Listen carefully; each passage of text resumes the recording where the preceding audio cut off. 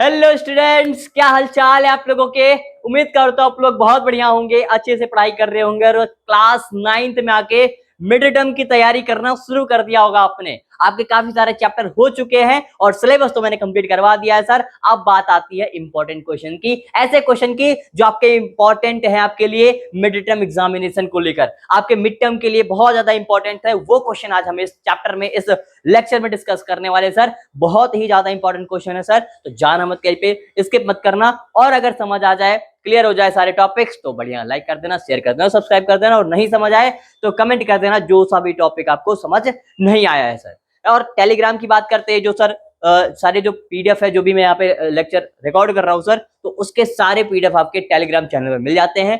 Telegram channel का link हमने YouTube जो हमारा चैनल है उसके डिस्क्रिप्शन में डाल दिया है, वहां से आप टेलीग्राम सीधा ज्वाइन कर सकते हो और ये सारे पीडीएफ वहां से आप ले सकते हो फ्री एंड कॉस्ट। ठीक है, तो आइए स्टार्ट करते हैं अपने इस प्यारे से इंपॉर्टेंट क्वेश्चन वाली सीरीज को सर। तो सबसे पहले क्वेश्चन हमारा है कि explain any 3 features of democracy. Democracy के 3 फीचर्स आपको बताने हैं, 3 फीचर्स आपको बताने हैं। लेकिन उससे पहले आप मुझे ये बताओ कि डेमोक्रेसी होती क्या है, what do you mean by democracy. तो सर डेमोक्रेसी ऐसी फॉर्म ऑफ गवर्नमेंट होती है जो फॉर द पीपल, जहां पे गवर्नमेंट इलेक्ट होती है किसके लिए, for the people, by the people and from the people. मतलब कि एक डेफिनेशन हमारे अब्राहम लिंकन साहब ने दिया कि सर जो डेमोक्रेसी होती है वो कैसी गवर्नमेंट है, एक ऐसी फॉर्म ऑफ गवर्नमेंट है जहां पर जो गवर्नमेंट बनती है किससे बनती है, लोगों से बनती है, लोगों के लिए बनती है और लोगों के बीच से बनती है। उसे हम क्या बोलते हैं सर, डेमोक्रेसी बोलते हैं। क्या बोलते हैं उसे हम, डेमोक्रेसी बोलते हैं। ठीक है, तो हमने देख लिया सर क्या, डेमोक्रेसी। अब इसके 3 फीचर्स आपसे पूछा गया है सर। तो पहला फीचर क्या है, बहुत इंपॉर्टेंट है, 2 से 3 नंबर में क्वेश्चन आ सकता है आपका ये, 2 से 3 नंबर में क्वेश्चन आएगा ये। ठीक है, सबसे पहला क्या है सर, पॉपुलर सोवरेनिटी। ठीक है, आपको डेमोक्रेसी पहला फीचर क्या है, पॉपुलर सोवरेनिटी। मतलब कि डेमोक्रेसी आपको क्या देता है, सोवरेनिटी देता है। इसका मतलब क्या है कि जो पावर है अधिकतर वो किसके पास होती है, पीपल्स के पास होती है। पीपल्स चाहे तो एक गवर्नमेंट को हटा सकते हैं, पीपल चाहे तो किसी गवर्नमेंट को बना सकती है। ठीक है, citizen choose their representative through the free and fair election. यहाँ पे जो सिटीजन्स होते हैं वो अपने रिप्रेजेंटेटिव को खुद चुनते हैं, किसके द्वारा, फ्री एंड फेयर इलेक्शन के द्वारा। किसके द्वारा sir, free and fair election के द्वारा। The government work according to will of the people. देखो सिंपल सा, यहाँ पे जो गवर्नमेंट काम करेगी सर, वो जो पीपल्स है उनके विल क्या है भैया, उनकी चाह क्या है, वो क्या चाहते हैं उनके अकॉर्डिंग ही गवर्नमेंट काम करती है। तो हमारा सर क्या हुआ, पॉपुलर सोवरेनिटी। पहला फीचर क्या हुआ, डेमोक्रेसी हमें सोवरेनिटी देती है, हमारे बात रखने का हमें उनको क्या देते हैं, हमें अधिकार देती है। दूसरा क्या होता है सर, यूनिवर्सल अडल्ट फ्रेंचाइज। आपकी जो डेमोक्रेसी होती है सर वो आपको क्या प्रोवाइड करती है, यूनिवर्सल अडल्ट फ्रेंचाइज आपको प्रोवाइड करती है। अब इसका मतलब क्या है, इसका मतलब है कि एवरेज सिटीजन जो भी 18 प्लस है या 18 ईयर के हो चुके हैं, 18 प्लस के हैं, उनके पास एक राइट टू वोट आ जाता है, उनके पास वोट देने का अधिकार आ जाता है, जिसे हम क्या बोलते हैं सर, यूनिवर्सल अडल्ट फ्रेंचाइज कहते हैं। अब इस सिस्टम में जो वोटिंग होती है सर, वोटिंग राइट्स होते हैं, वो बिना किसी डिस्क्रिमिनेशन के होते हैं सर। ना कास्ट के हिसाब से डिस्क्रिमिनेशन करोगे, ना रिलीजन के हिसाब से डिस्क्रिमिनेशन करोगे, ना जेंडर के हिसाब से और ना वेल्थ के हिसाब से आप डिस्क्रिमिनेशन नहीं करोगे। आप सब लोग सेम हो, एक वोट माने जाएंगे, चाहे आप अमीर हो, चाहे गरीब हो, चाहे पढ़े लिखे हो, चाहे अनपढ़ हो, चाहे आप कैसे भी हो, आपका एक वोट माना जाएगा। It ensure equal political participation for all citizen. जो हमारा यूनिवर्सल एडल्ट फ्रेंचाइज है, ये हर एक इंसान को इक्वल पॉलिटिकल पार्टिसिपेशन देता है सर। सब लोग सेम, मतलब कि 1 वोट क्या होगा सर, 1 वोट इसका क्या होगा, 1 वैल्यू होगा। ठीक है, 1 पर्सन, 1 वोट और 1 वैल्यू। एक पर्सन है, एक वोट है उसका और एक ही वैल्यू रहेगी। ये हमारा कौन कहता है सर, यूनिवर्सल अडल्ट फ्रेंचाइज कहता है। और तीसरा फीचर्स होता है सर, रूल ऑफ लॉ। जो हमारी डेमोक्रेसी है सर, तो उस डेमोक्रेसी में किसका बोलबाला होता है, लॉ का, कानून का बोलबाला होता है। उस कानून से ऊपर कोई भी नहीं माना जाता सर, उस कानून से ऊपर कोई भी नहीं माना जाता। जैसे हमने देखा, everyone is equal before law. हर एक क्या सर, हर लोग क्या है, सभी लोग इक्वल बिफोर लॉ है, इंक्लूडिंग गवर्नमेंट एंड ऑफिशियल। चाहे वो गवर्नमेंट ऑफिशियल ही क्यों ना हो, वो यहाँ पर माने जाएंगे बराबर। Law are applied fairly and equally to all citizens. यहाँ पे जो सर लॉ है, यहाँ पे जो नियम कानून है, जो कायदे हैं, वो सभी सिटीजन्स के लिए बराबर से मान्य होंगे, सभी सिटीजन्स के लिए बराबर से अप्लाई होंगे। ऐसा नहीं है कि किसी के लिए ज्यादा स्ट्रिक्ट हो गया, किसी के लिए बहुत ही बेकार हो गया सर। दूसरा क्या हुआ, इट प्रोटेक्ट पीपल्स राइट्स। साथ में तुम्हारा रूल ऑफ लॉ है, ये पीपल्स के राइट को प्रोटेक्ट करता है और उनके उनके मतलब कि जो पावर है उसको कोई मिसयूज ना करे उससे भी प्रोटेक्ट करता है। कौन? हमारा रूल ऑफ लॉ। क्या करता है sir? Rule of law. Democracy in the peoples participation, वही बता गया बेटा।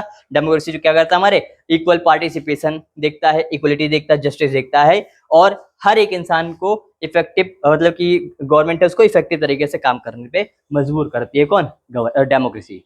ठीक है, अब उसके बाद दूसरा क्वेश्चन है, आपसे पूछ सकते हैं सर, डिफरेंशिएट आपसे पूछ सकते हैं डायरेक्ट डेमोक्रेसी में और रिप्रेजेंटेटिव डेमोक्रेसी में। बहुत इंपॉर्टेंट है सर कि डायरेक्ट डेमोक्रेसी क्या होती है और रिप्रेजेंटेटिव डेमोक्रेसी क्या होती है। तो सबसे पहले देखते हैं सर डायरेक्ट डेमोक्रेसी क्या होती है। डायरेक्ट डेमोक्रेसी क्या होती है सर कि इसमें क्या होता है कि जो पीपल्स पार्टिसिपेशन होता है डायरेक्टली होता है डिसीजन मेकिंग में। इसमें अगर आप डिसीजन मेकिंग कर रहे हो तो डायरेक्टली पार्टिसिपेशन होगा इसमें। इसमें जो लोग होते हैं डायरेक्ट पार्टिसिपेट करते हैं डिसीजन मेकिंग में। ठीक है, और उसके बाद हम देखते हैं डिसीजन मेकिंग कौन करता है, तो all the citizen discuss and decide on the important issues. इसमें जो जो सिटीजन उसमें पार्टिसिपेट करेंगे, जो जो सिटीजन आएंगे, डिस्कशन करेंगे, डिबेट करेंगे, उसके बाद वो डिसीजन लेंगे। तो इसमें सबका पार्टिसिपेशन होता है सर, तो सब लोग मिलकर डिसीजन लेते हैं। पार्टिसिपेशन किसका होता है सर, तो every citizen take part directly. Political process क्या होता है सर, इसमें सभी लोग डायरेक्टली डिसीजन मेकिंग में पार्टिसिपेट करते हैं। सभी लोग डिसीजन मेकिंग में डायरेक्टली पार्टिसिपेट करते हैं सर इसमें। ठीक है, सूटेबिलिटी कहां पर सूटेबल करता है, तो छोटे मोटे स्मॉल स्टेट के लिए सूटेबल होता है, छोटे मोटे कम्युनिटीज के लिए सूटेबल होता है, बड़े से स्टेट के लिए सूटेबल नहीं होता, छोटे मोटे के लिए होता है डायरेक्ट डेमोक्रेसी। ठीक है, एग्जाम्पल हम देख लेते हैं, तो एंशियन एथेंस। ठीक है, जैसे हमने कहा कि ग्रीक सिटी स्टेट्स हो गया इज एन एग्जाम्पल। अब इसका एक एग्जाम्पल और मुझे बताओ, डायरेक्ट डेमोक्रेसी कौन से देश में लागू होती है, आप बताओगे कमेंट में। डायरेक्ट डेमोक्रेसी कौन से देश में लागू होती है, आप कमेंट में मुझे बताओगे। ठीक है, अब बात आते हैं सर रिप्रेजेंटेटिव डेमोक्रेसी क्या होती है। तो रिप्रेजेंटेटिव डेमोक्रेसी क्या होती है कि यहाँ पर जो पीपल्स होते हैं वो अपने रिप्रेजेंटेटिव को चूज करते हैं।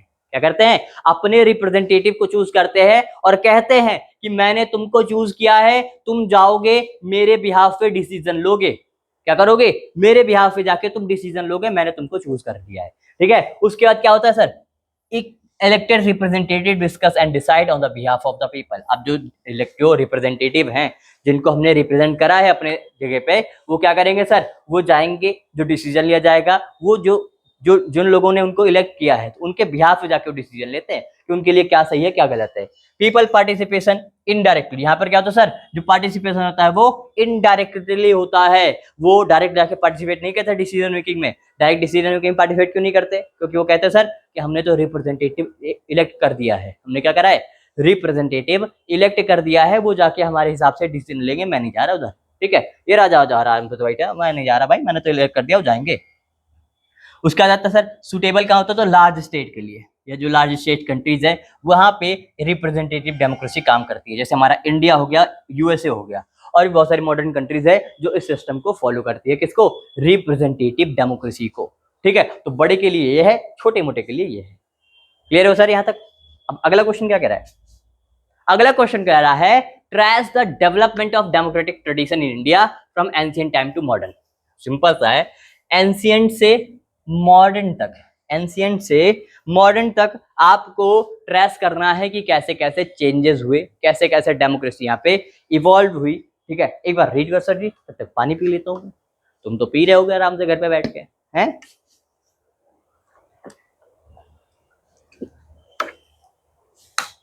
चलो सर,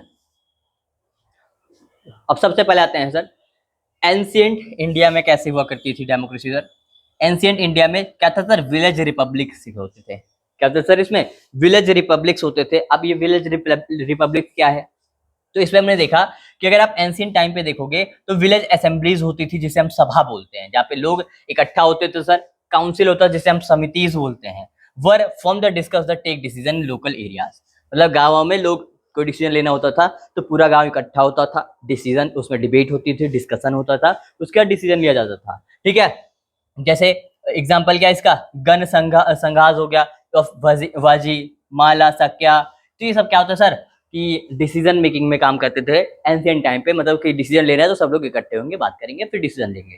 ठीक है, फिर हमने देखा मॉडर्न पीरियड में, हमने देखा 3rd सेंचुरी बीसीई में, तो यहाँ पर जो एम्परर अशोका थे उन्होंने धम्मा को एज वेल एज ऑल, ठीक है, he respected people's views and appointed officer ठीक है।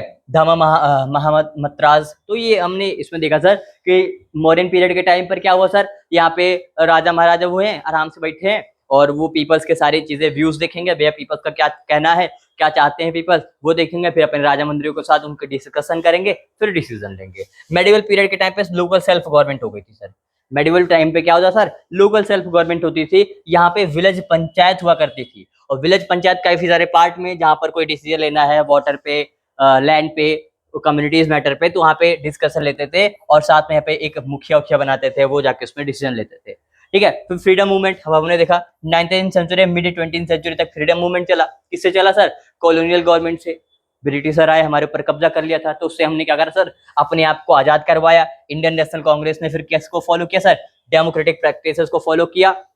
ठीक है। और फिर मॉडर्न इंडिया में आफ्टर 1950 यहाँ पे क्या हो सर, हमने कॉन्स्टिट्यूशन को के साथ 1950 में कॉन्स्टिट्यूशन लाए, और उसके हिसाब से हम अपने इंडिया को एक डेमोक्रेटिक कंट्री पूरी तरीके से बना दिया। किसके, जैसे हमने यूनिवर्सल एडल्ट फ्रेंचाइज दे दिया, हमने फंडामेंटल राइट्स दे दिया, हमने रूल ऑफ लॉ लेकर आए, और साथ में फ्री एंड फेयर इलेक्शन लेकर आए, जिसकी वजह से इंडिया वर्ल्ड की लार्जेस्ट डेमोक्रेसी बन गई। इंडिया किससे बन गई सर, लार्जेस्ट डेमोक्रेसी। जैसे स्टार्टिंग से वो सर गांव में सभा समिति लगती थी, फिर राजा महाराजा आए, वो अपने काउंसिल मिनिस्टर से, लोगों से व्यूज उनके देखा, फिर पंचायत आया, फिर civil disobedient movement, non cooperation movement sir, freedom movement हुआ, इसमें हमने देखा डेमोक्रेटिक वैल्यूज क्या हुए। उसके बाद फिर हमने देखा सर कॉन्स्टिट्यूशन लाके हमने डेमोक्रेसी को बढ़िया स्टेबलाइज कर दिया अच्छी तरीके से। तो डेमोक्रेसी बहुत लंबा रूट यहाँ पे तय करके आती है सर, जिसकी वजह से हमारा इंडिया क्या है सर, वर्ल्ड की लार्जेस्ट डेमोक्रेसी बनती है। इंडिया क्या बनती है सर, वर्ल्ड की लार्जेस्ट डेमोक्रेसी बनती है। ठीक है। अब आते हैं sir, discuss the importance of the fundamental rights. Sir fundamental rights का इंपॉर्टेंस बता दो डेमोक्रेसी में। डेमोक्रेसी में फंडामेंटल राइट्स का क्या इंपॉर्टेंस है, ये आपसे पूछा जा रहा है।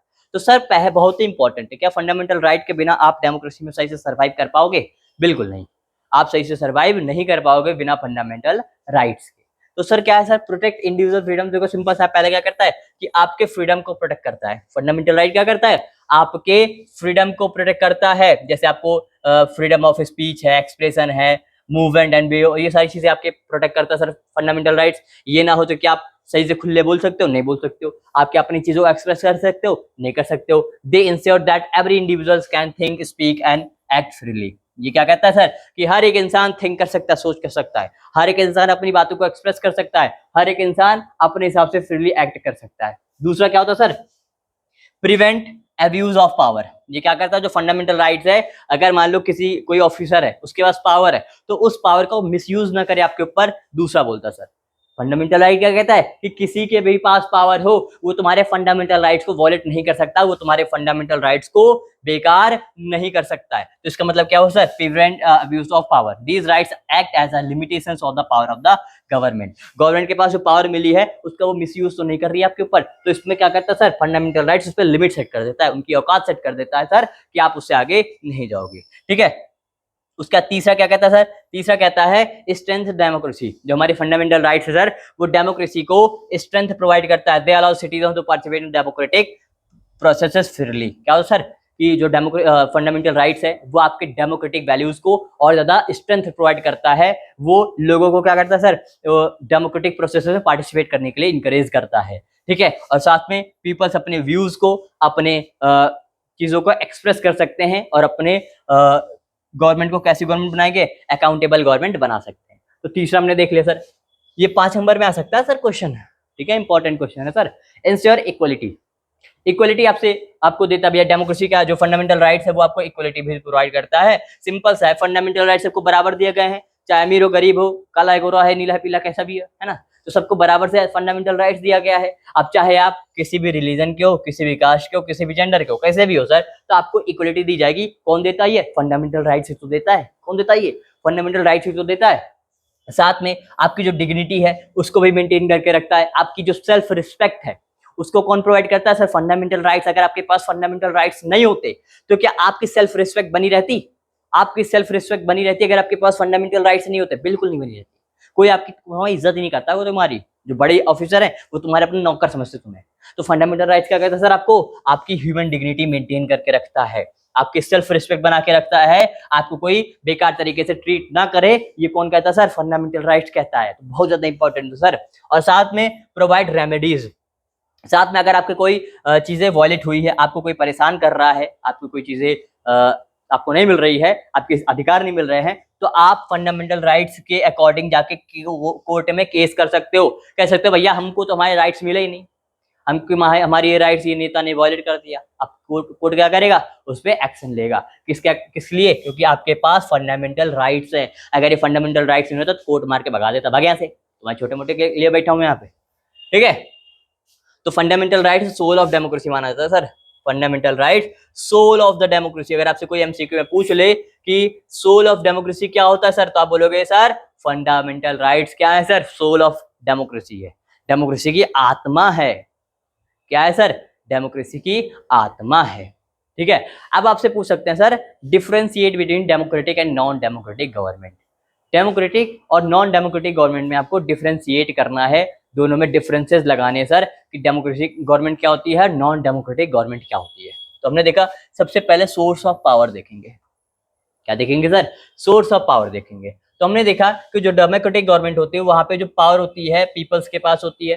पीपल्स अपने लीडर को चूज करते हैं फ्री एंड फेयर इलेक्शन के द्वारा। यहाँ पे पावर किसके पास रहती है? पीपल्स के पास रहती है। और वही पीपल्स उन अपने लीडर्स को फ्री एंड फेयर तरीके से चूज करते हैं। इलेक्शन यहाँ पर क्या होता है सर? यहाँ पर डेमोक्रेटिक गवर्नमेंट में इलेक्शन रेगुलर होता है, फ्री एंड फेयर होता है और कॉम्पिटेटिव इलेक्शंस होते हैं। कॉम्पिटेटिव इलेक्शन मतलब कि सभी लोग पार्टिसिपेट कर सकते हैं। कई सारी पार्टी यहाँ पे होती है जिसकी वजह से कंपटीशन बना रहता है। राइट्स ऑफ सिटीजन्स, यहाँ पे सिटीजन्स के राइट्स क्या होते हैं सर? तो फंडामेंटल राइट्स यहाँ पे गारंटीड करे जाते हैं ताकि फ्रीडम ऑफ स्पीच, एक्सप्रेशन और रिलीजन यहाँ पे लोगों को मिल सके, है ना। तो यहाँ पे राइट्स पूरा बढ़िया राइट्स रहता है, अच्छा खासा राइट्स मिलता है डेमोक्रेटिक गवर्नमेंट में सिटीजन्स को। Equally rule of law sir, rule of law क्या है सर? तो यहाँ पर इक्वलिटी बिफोर लॉ दे दिया जाता है ताकि यहाँ पे जो लॉ है apply to ruler and citizen equally, मतलब कि आपका चाहे रूलर हो मतलब गवर्नमेंट हो चाहे सिटीजन हो, दोनों पे बराबर से लॉ लागू होगा, बराबर जो कायदे कानून है वो दोनों के लिए बराबर माने जाएंगे सर, ठीक है। चाहे आप गवर्नमेंट हो चाहे आप नॉर्मल सिटीजन हो, ठीक है। अकाउंटेबिलिटी यहाँ पर कैसी होती है सर? तो अकाउंटेबिलिटी क्या होता है? गवर्नमेंट क्या होते हैं? आंसरेबल होती है पीपल्स को, मतलब कि जो पीपल्स होते हैं वो अपने लीडर से क्वेश्चन कर सकते हैं, भैया हमने तुमको लीडर बनाया, अब तुमने काम क्या किया वो मुझे हिसाब दो, तो हिसाब देना पड़ेगा उनको, ठीक है। तो यहाँ पर जो काम करते हैं गवर्नमेंट उसका हिसाब देना पड़ता है लोगों को, ठीक है। डिसीजन मेकिंग यहाँ पे डिसीजन कौन करता है सर? तो डिसीजन यहाँ पे डिस्कशन और डिबेट के बाद ही लिया जाता है, ठीक है। अगर यहाँ पर कोई अपोज कर रहा है, डिस्कशन हुआ, डिबेट हुआ और उसमें कोई दिक्कत आई तो वो डिसीजन नहीं लिया जाएगा, ठीक है। तो डिस्कशन डिबेट के बाद ही होता है। एग्जांपल कौन है सर? डेमोक्रेटिक गवर्नमेंट कौन कौन सी है सर? इंडिया है, यूएसए है, यूके है, जापान है, जर्मनी है सर। ये क्या सर? ये ऐसी सिटीज ऐसी कंट्रीज है जहां पर क्या है सर? डेमोक्रेटिक गवर्नमेंट है। यहाँ पर क्या है सर? डेमोक्रेटिक गवर्नमेंट है। क्लियर हो यहाँ तक? अब बात आती है सर नॉन डेमोक्रेटिक गवर्नमेंट में। बहुत अच्छा मानते हैं हम डेमोक्रेटिक गवर्नमेंट को। अब बात कर लेते हैं सर नॉन डेमोक्रेटिक गवर्नमेंट क्या है। तो सर ऐसी गवर्नमेंट है जो concentrated in the hand of the single person और द स्मॉल ग्रुप। यहाँ पे पावर सिटीजन्स के पास नहीं रहती, यहाँ पे किसी एक के पास पावर रहेगी या किसी एक कम्युनिटी के पास पावर रहेगी। क्या होगी सर? यहाँ पे जो पावर होगी वो किसी एक के पास रहेगी या किसी कम्युनिटी के पास रहेगी, एक पीपल्स के पास नहीं रहती। यहाँ पे इलेक्शन होते नहीं है सर, इलेक्शन होते नहीं है। अगर होते भी हैं तो फ्री एंड फेयर नहीं होते। यहाँ पे इलेक्शन होते हैं तो फ्री एंड फेयर नहीं होते। एक तो होते नहीं, यहाँ पे नॉन डेमोक्रेटिक गवर्नमेंट में इलेक्शन होते नहीं है, और होते भी है तो फ्री एंड फेयर नहीं होते, क्योंकि एक ही पार्टी होती है वही जीतेगी भैया। फ्री एंड फेयर हुआ नहीं हुआ, ठीक है। दूसरा क्या हुआ? Rights are limited. यहाँ पे राइट्स क्या होता है? लिमिटेड होते हैं और गारंटीड नहीं होते हैं। यहाँ पर सिटीजन को थोड़े बहुत राइट्स मिलते हैं और गवर्नमेंट के जब मन करता है वो राइट को छीन भी लेते हैं, गारंटीड नहीं होते हैं वो, ठीक है। और साथ में यहाँ पे जो रूल ऑफ लॉ है ये क्या होता है? वीक होते हैं या एब्सेंट होते हैं। यहाँ पे जो रूलर होते हैं वो उस लॉ से ऊपर माने जाते हैं। यहाँ पर हमने क्या पढ़ा था डेमोक्रेटिक गवर्नमेंट में कि जो लॉ है वो सिटीजन के लिए, गवर्नमेंट के लिए बराबर है, चाहे सिटीजन हो चाहे गवर्नमेंट हो, लॉ बराबर लागू होगा आपके लिए। लेकिन जो हमारा नॉन डेमोक्रेटिक गवर्नमेंट है वहां पे लॉ सिटीजन के लिए तो बहुत ज्यादा है, लेकिन जो वहां के रूलर है, जो गवर्नमेंट है, उनके लिए लॉ कुछ नहीं है, ठीक है। यहाँ पर क्या सर? यहाँ पे गवर्नमेंट आंसरेबल नहीं होती पीपल्स को, मतलब अकाउंटेबल गवर्नमेंट यहाँ पे नहीं होती है। यहाँ पे पीपल्स गवर्नमेंट से क्वेश्चन नहीं कर सकते कि सर तुमने क्या किया, मार के भगा देंगे उनको, कह रही है क्या बताओ क्या करोगे तुम, ठीक है। डिसीजन यहाँ पे बिना डिस्कशन के डिसीजन लिया जाता है। यहाँ पर क्या लिया जाता है सर? डिस्कशन के बिना ही डिसीजन ले लेते हैं। साथ में एग्जांपल क्या सर, जैसे नॉर्थ कोरिया हो गया, म्यांमार हो गया, ठीक है, ये सब मिलिट्री रूल के अंदर है। इसके अंदर भैया मिलिट्री रूल के अंदर है, यहाँ पे मिलिट्री की चलती है। जैसे हमने देखा सऊदी अरेबिया हो गया, चाइना हो गया, तो यहाँ पे वन पार्टी रूल है, यहाँ पे एक ही पार्टी रूल करती है, ठीक है। तो ये हमने देख लिया सर नॉन डेमोक्रेटिक गवर्नमेंट क्या होती है सर, ये नॉन डेमोक्रेटिक गवर्नमेंट और डेमोक्रेटिक गवर्नमेंट में डिफरेंस। अब बात आती है सर इसके बाद अ गवर्नमेंट कंडक्ट इलेक्शन। देखो ये है आपका केस स्टडी, ये आपके क्या है सर, एक केस स्टडी, बहुत इंपॉर्टेंट है सर, केस स्टडी है। तो सर क्या कहता है सर कि a government conduct election, government ने इलेक्शन कंडक्ट करवाया, does not allow opposition party to contest. अब एक गवर्नमेंट ने इलेक्शन तो करवाया कि भैया चलो हम इलेक्शन करवा देते हैं, लेकिन जो अपोजिशन वाले थे उनसे बोला गया कि तुम इसमें पार्टिसिपेट नहीं करोगे, तुम इस इलेक्शन में पार्टिसिपेट नहीं करोगे। तो क्या बताओ ये डेमोक्रेटिक गवर्नमेंट है? क्या ये डेमोक्रेटिक गवर्नमेंट है? बताओ भैया तुम इलेक्शन तो करवा रहे हो, कुछ लोग कहेंगे सर इलेक्शन करवा रहे हो तो डेमोक्रेटिक है, लेकिन सामने वाले को, अपोजिशन वाले को तुम पार्टिसिपेट ही नहीं करने दे रहे हो, तुम ही अकेले हो, अकेला ही घोड़ा है तो वही तो जीतेगा, कोई और है ही नहीं रेस में। तो यहाँ पर क्या डेमोक्रेटिक गवर्नमेंट है सर? बिल्कुल भी नहीं, ये डेमोक्रेटिक गवर्नमेंट नहीं है। रीजन क्या है? Democracy is not just about the holding election. Democracy का ये मतलब नहीं हुआ कि सिर्फ इलेक्शन करवा दिया और डेमोक्रेसी हो गई। ये क्या होता है सर कि people have a real choice and among the different alternatives. यहाँ पे लोगों के पास चॉइस भी तो दो, लोगों को चॉइस भी तो दो कि अपने अल्टरनेटिव को ढूंढ सके, कि तुमने काम नहीं किया तो जाके दूसरों को ढूंढ सकते हैं वो, ठीक है। तो क्या होता है सर यहाँ पे, ये हमारी डेमोक्रेसी में सिर्फ इलेक्शन करवा देना डेमोक्रेटिक गवर्नमेंट नहीं होती है। डेमोक्रेसी गवर्नमेंट तो इलेक्शन कराओ, फ्री एंड फेयर तरीके से कराओ, कॉम्पिटिटिव मतलब अपोजिशन वाले भी रहे, तुम भी रहो, सारे पार्टी रहे, लोगों का जिसका मन करे वो जाके चूज करें उसको। ऐसा नहीं है कि चाहे तुम एक ही को बोलोगे यही ऑप्शन है, ये को तुम्हें चूज करना है, तो भैया जाएंगे कहाँ पे वो, ठीक है। इफ अपोजिशन पार्टी, देखो सिंपल सा है कि अगर इलेक्शन में अपोजिशन पार्टी अलाउड नहीं है, अगर अलाउड नहीं है इलेक्शन में, तो वो क्या होता है sir, can not compare candidate और policies at the election because become meaningless. Simple सा सर, फिर तो कितना भी इलेक्शन करा तो मीनिंगलेस है, वो बेकार है सर, कोई मतलब ही नहीं है उसका, ठीक है। जैसे हमने देखा रीजन क्या है, तो हमने बता दिया भैया। तो अब रीजन क्या है सर, तो पहला रीजन क्या है कि हमने इसको डेमोक्रेसी क्यों नहीं बोला, तो no real choice for voters. यहाँ पे क्या वोटर्स के पास रियल चॉइस है? नहीं, एक ही पार्टी है, उसी में से चूज करना है, तो वॉइस कहां से भी आके ठप्पा दबा देना बस है, तो कोई रियल चॉइस नहीं हुई। इस वजह से हमने क्या बोला सर इसको, नॉन डेमोक्रेटिक गवर्नमेंट। क्या हुआ? Against the principle of political competition. एक प्रिंसिपल होता है सर पॉलिटिकल कॉम्पिटिशन का, मतलब कि यहाँ पे हर एक पार्टी अलग अलग पार्टिसिपेट कर सकते हैं, हर एक पॉलिटिकल पार्टी पार्टिसिपेट कर सकती है इलेक्शन में, सबका अधिकार है। यहाँ पे वो नहीं हो रहा है, यहाँ पे वो नहीं हो रहा है, एक ही पार्टी है, तो इसको हम क्या बोल सकते हैं सर, यहाँ पे सिर्फ सिंगल पार्टी है, इस वजह से यहाँ पे जो प्रिंसिपल ऑफ पॉलिटिकल कॉम्पिटिशन है वो वॉयलेट हो रहा है, वो उसके अगेंस्ट में काम हो रहा है, तो इसी वजह से भी ये डेमोक्रेटिक गवर्नमेंट नहीं है। तीसरा रीजन क्या हुआ sir, suppress dissent and freedom. यहाँ पे फ्रीडम और डिसेंट मतलब आपके जो फ्रीडम्स है, आपके जो वॉइसेस है, आपके जो ओपिनियंस है, वो यहाँ पे दबाया जा रहा है। आप चाहो, देखो अपोजिशन का काम क्या होता है, अपोजिशन का काम होता है सर कि क्या, कि जो सही हो रहा है, मतलब कि जो गलत हो रहा है, गवर्नमेंट गलत करे तो उसको अपोज करने का काम होता है। अब तुम अपोजिशन को ला ही नहीं रहे हो, कौन करेगा अपोज? कोई करेगा? किसी को ओपिनियन आप मान रहे हो, नहीं मान रहे हो, अपनी चला रहे हो। तो यहाँ पे हमने देखा साथ में क्या होता है, lead to abuse of power. यहाँ पे हमने देखा कि ये क्या कर रहे हैं, पावर का मिसयूज कर रहे हैं, पावर का। गवर्नमेंट, जैसे गवर्नमेंट के पास पावर है, अब जैसे मान लो मोदी गवर्नमेंट की पावर है सर, मोदी सरकार है, अब मोदी सरकार ने क्या कहा कि भैया अब सारी पार्टी को डिसकंटिन्यू कर दो, सारी पार्टी को इलीगल घोषित कर दो, कोई इलेक्शन में भाग नहीं लेगा, सिर्फ हमारी पार्टी रहेगी। तो क्या यहाँ पे लोगों के पास पावर रहेगी? नहीं रहेगी सर। क्या लोगों के पास चॉइस रहेगी? नहीं रहेगी। क्या लोगों के पास पॉलिटिकल कंपटीशन वाला प्रिंसिपल फॉलो कर रहे हो? नहीं कर रहे हो, ठीक है। क्या लोग यहाँ पे, जो आपने गवर्नमेंट ने क्या करा, अपनी पावर का मिसयूज किया है ना, अब्यूज ऑफ पावर करिए यहाँ पे, ठीक है। तो वही सारी चीजें यहाँ पर करा गया। तो ये केस स्टडी है, अच्छे से पढ़ के जाना, बहुत इंपॉर्टेंट केस स्टडी है सर ये, ठीक है। अब आते हैं sir, how does the separation of powers prevent misuse of authority. अब हमने देखा पावर मिसयूज हो रहा है सर, तो हमने कर दिया सेपरेशन ऑफ पावर, पावर का सेपरेशन कर दिया, ताकि यहाँ पर कोई भी मिसयूज ना हो सके पावर का। तो separation of power meaning dividing, देखो सेपरेशन ऑफ पावर का मतलब क्या होता है कि dividing government power among the legislature. हमने किस में डिवाइड किया सर? लेजिस्लेचर में। हमने एग्जीक्यूटिव में डिवाइड किया, हमने जुडिशरी में डिवाइड किया।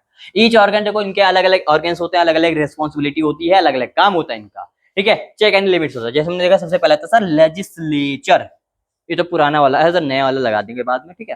तो लेजिस्लेचर, अब लेजिस्लेचर का काम क्या होता है sir? Make laws for the countries. ये क्या करते हैं सर? कंट्रीज के लिए लॉ बनाते हैं, पूरे देश के लिए लॉ बनाते हैं। और it control the executive by asking questions, demanding information and passing the vote of no confidence. Simple सा सर कि ये क्या करते हैं सर, ये लॉ बनाते हैं और एग्जीक्यूटिव से क्वेश्चन पूछ सकते हैं कि तुम कर क्या रहे हो, तुम कर क्या रहे हो, ठीक है। और इम्प्लीमेंटेशन है, अब यहाँ पे जो लॉ बना वो गया सर कहाँ पे, एग्जीक्यूटिव में, और एग्जीक्यूटिव वालों ने उस लॉ को इम्प्लीमेंट करवाया, एग्जीक्यूट करवाया, ठीक है। और एग्जीक्यूट करवाया साथ में वो लेजिस्लेचर से क्वेश्चन भी कर सकते हैं, ठीक है।